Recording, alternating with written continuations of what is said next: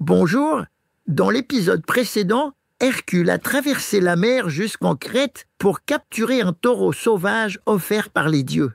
Il l'a dompté sans le blesser et l'a ramené vivant au roi Eurysthée. Aujourd'hui, Hercule doit affronter une nouvelle menace. Une menace étrange, cruelle et terrifiante. Des chevaux pas comme les autres. Les juments de Diomède. Épisode 9, les juments de Diomède. Le roi Diomède règne sur la Thrace, une région lointaine au nord de la Grèce. C'est un homme brutal, féroce et sans pitié. Il possède un troupeau de juments, des chevaux géants, forts, nerveux et cannibales. Ces juments ne se nourrissent pas d'herbe ni de blé. Diomède les a dressés à manger de la chair humaine. Il leur livre des étrangers capturés, des esclaves ou encore ses ennemis. À cause de ce régime, pas comme les autres, elles deviennent folles, mordent, piétinent et dévorent sans relâche. Depuis, personne n'ose les approcher.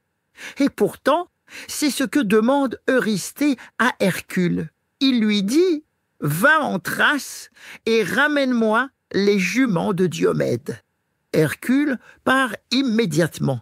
Le voyage est long.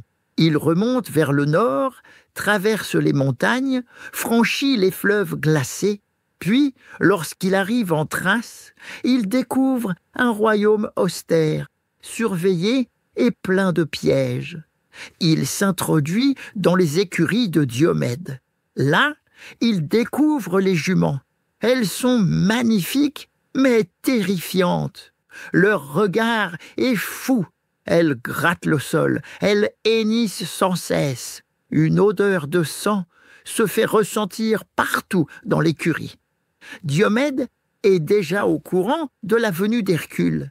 Il arrive avec ses soldats pour lui tendre une embuscade.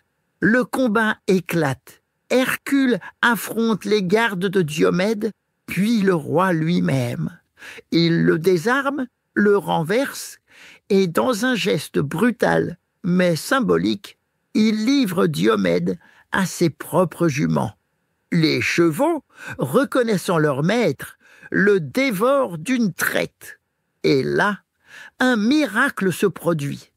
Sans leur maître pour les entretenir dans la folie, les juments se calment, leur fureur retombe et leur appétit sanguinaire disparaît.